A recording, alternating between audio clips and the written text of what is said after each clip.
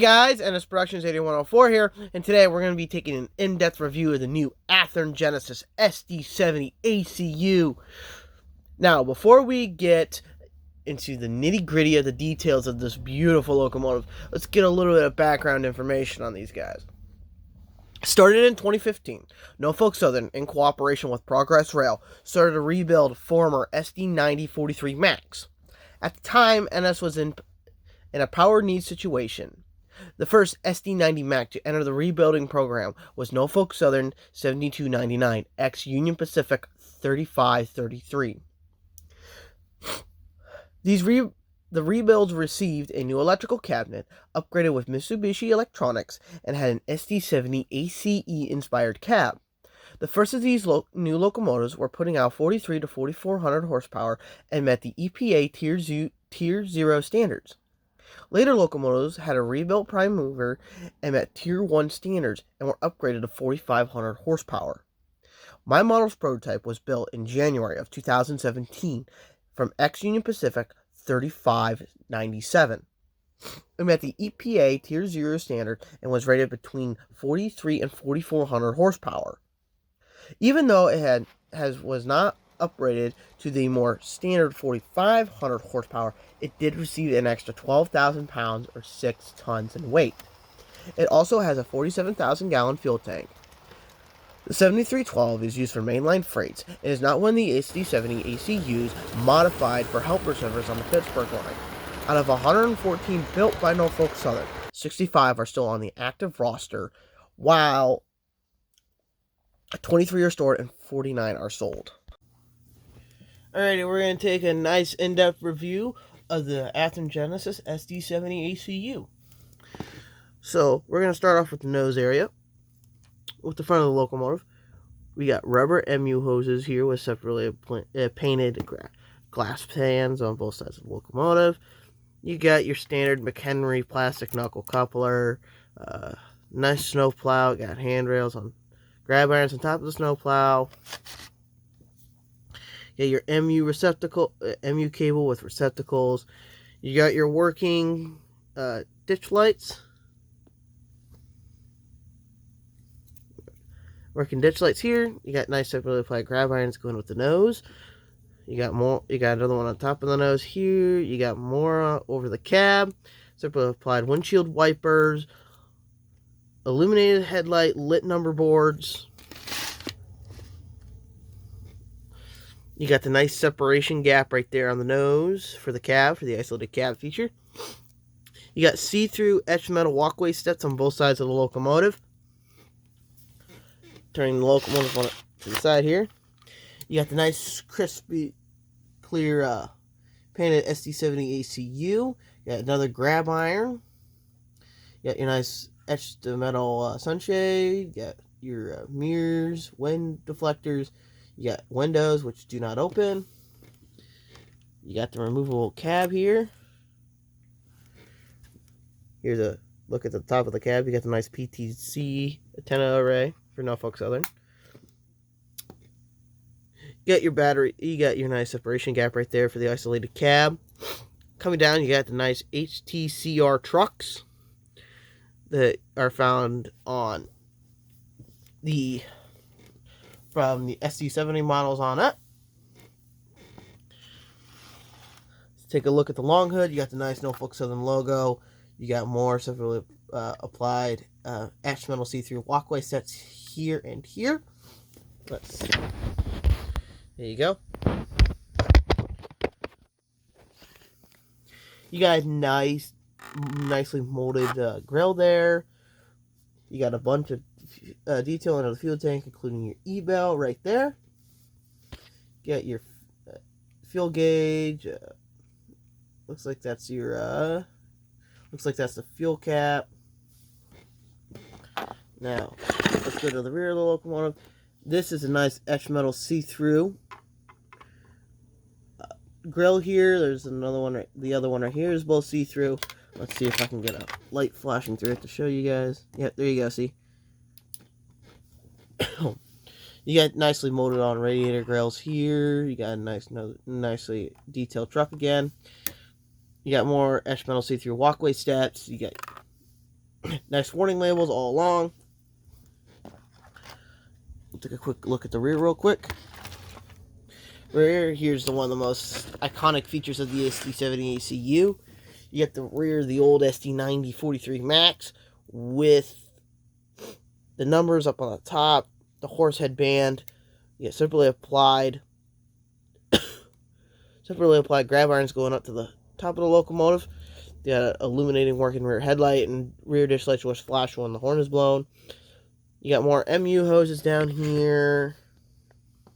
Again, the Canring knuckle coupler. You got more MU hoses with them behind grab irons, which is prototypical, spare knuckles.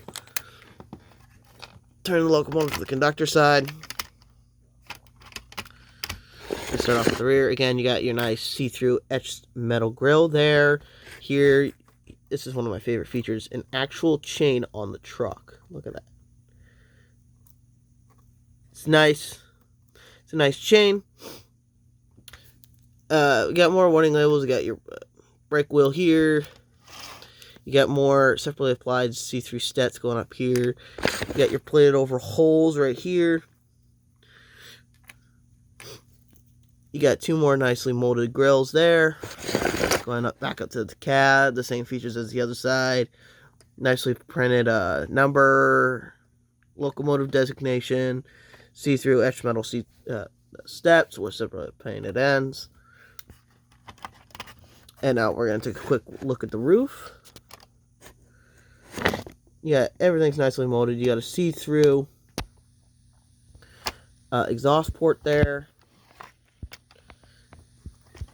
You got nicely molded fans with separately applied parts. This is a very nice locomotive that Athearn has done.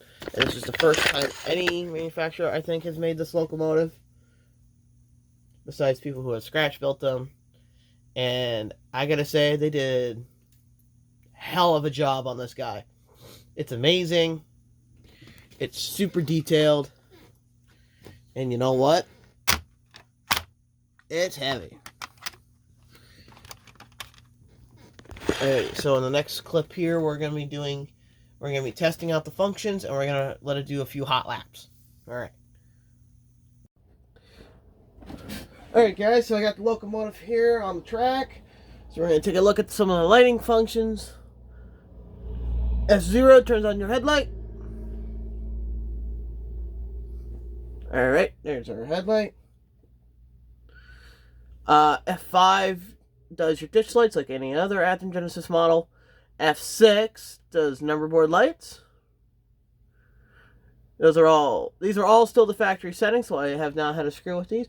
I probably will make these their full setting. It also has illuminated ground lights. Yeah. Yeah, okay, there you go. You can see it on my nail. And if I blow the horn. Ah, okay. Well, I don't know if you guys know this, but Athearn does have a shutdown sequence and a startup sequence. On the soundtracks does have those features. It's the engine's RPM up and down. So that would be function 26 and 27. So let me do it. Okay, here's the startup sequence.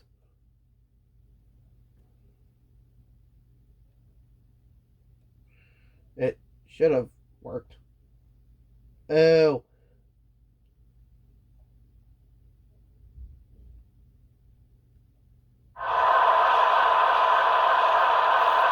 I'm an idiot. I accidentally hit the F8 button, so let's try that again, shall we?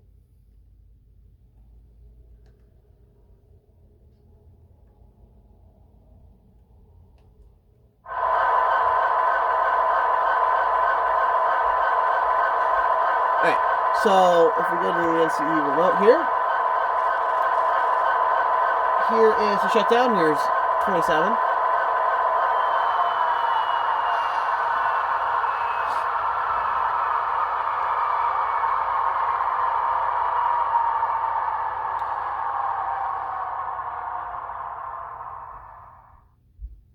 Very nice. Very nice. All right, so here's the start up.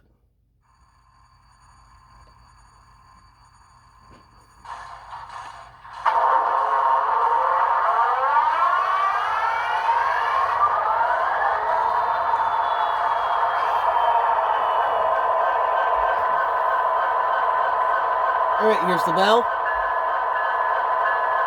Standard D bell. Horn.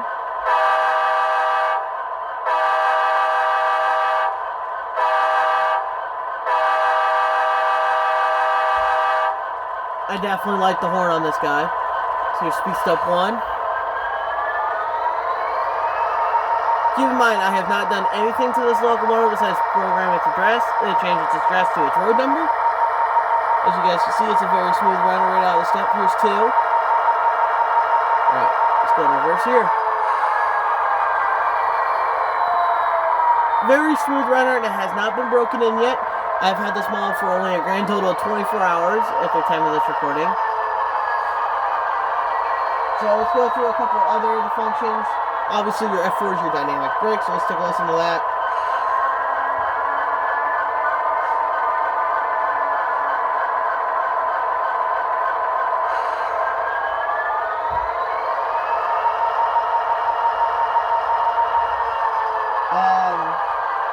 F7 is your dimmer. And apparently cab chatter. But only dims your headlight. Thought maybe it would kick out the ditch lights. Okay. So F9 is your half volume. F10 is straight to 8.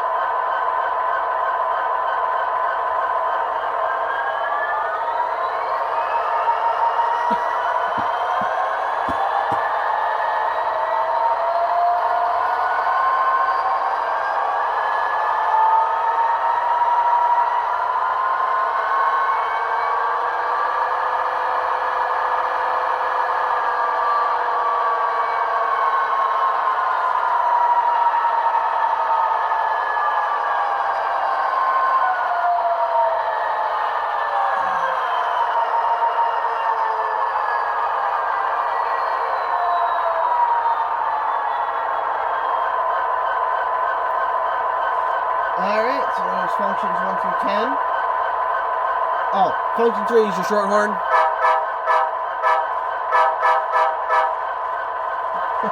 I like that.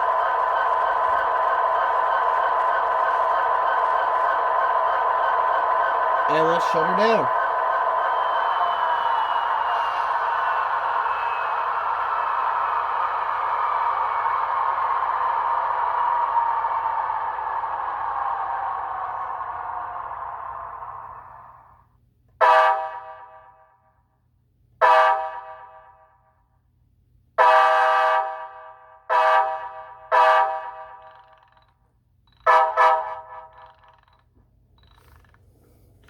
Alright guys, so in the next clip, we're going to see this thing doing a couple hot laps with a long manifest freight and a couple other locomotives.